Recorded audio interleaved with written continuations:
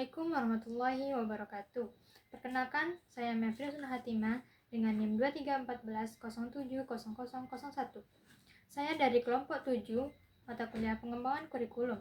Materi kami yang berjudul model pengembangan kurikulum. Nah, pada kesempatan kali ini, saya sebagai pemateri kedua akan menjelaskan tentang macam-macam model pengembangan kurikulum. Sebelum kita masuk kepada macam-macam model pengembangan kurikulum, perlu diketahui sebelumnya.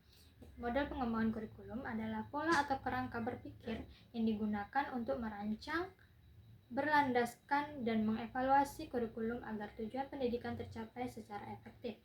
Setiap model memiliki cara pandang yang berbeda terhadap tujuan, terhadap materi, proses pembelajaran, dan evaluasi. Nah, guru perlu memahami berbagai model ini agar dapat menyesuaikan kurikulum dengan kebutuhan peserta didik dan konteks di sekolah.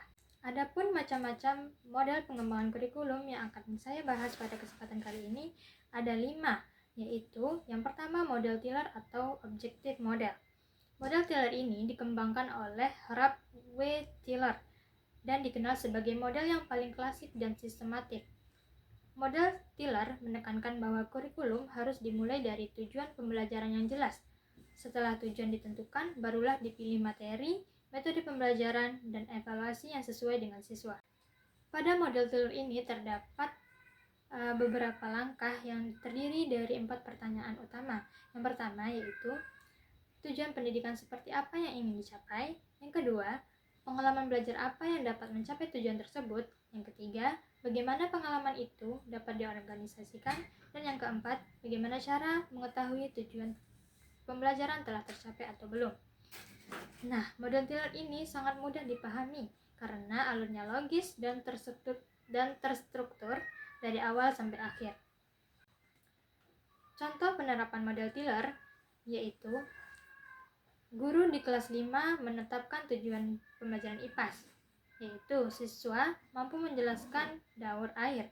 Setelah guru memberi materi daur air menggunakan metode eksperimen sederhana dan diskusi, lalu mengevaluasi dengan tes dan lembar observasi, serta langkah pembelajaran yang mengacu pada tujuan awal.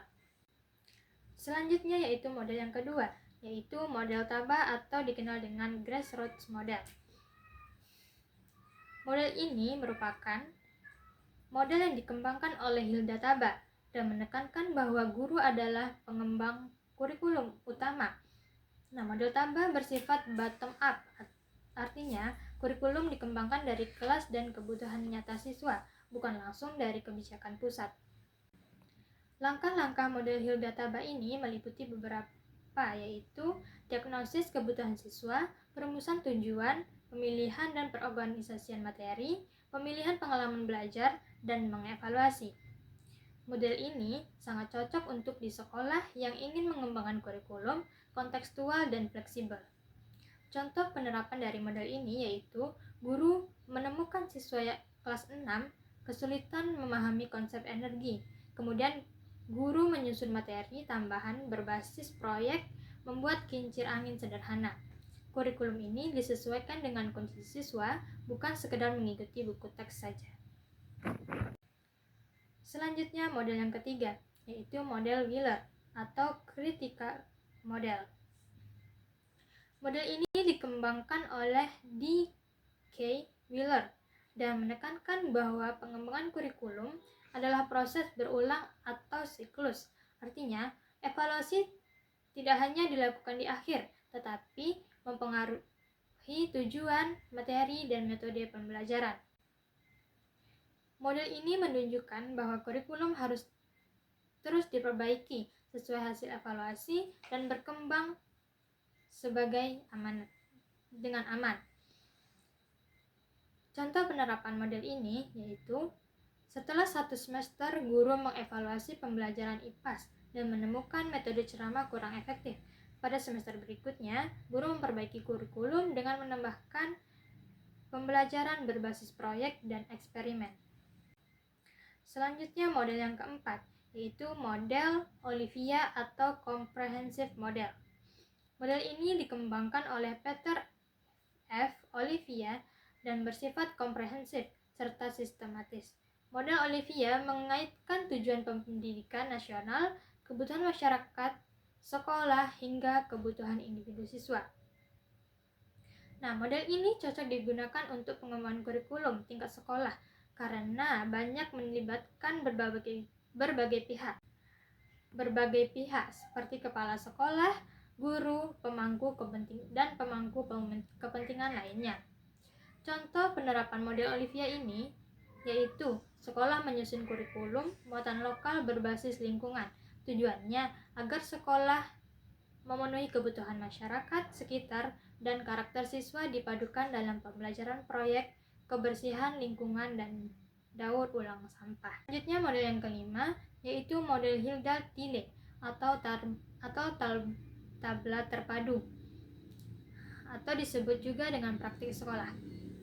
Model ini dalam praktiknya, sekolah sering mengombinasikan berbagai model. Pendekatan ini menggabungkan tujuan yang jelas atau tiller dengan fleksibilitas guru atau tabah. Model gabungan ini dianggap paling realistis diterapkan di sekolah dasar.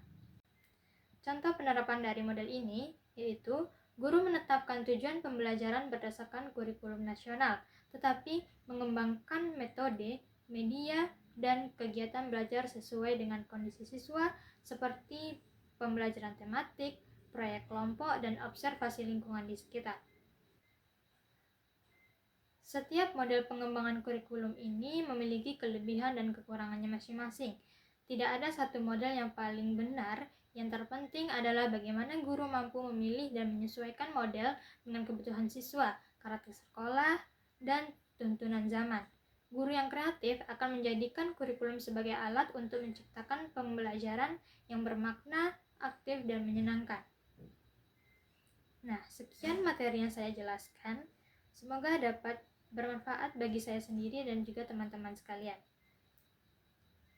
Sekian, saya tutup dengan membacakan Assalamualaikum warahmatullahi wabarakatuh.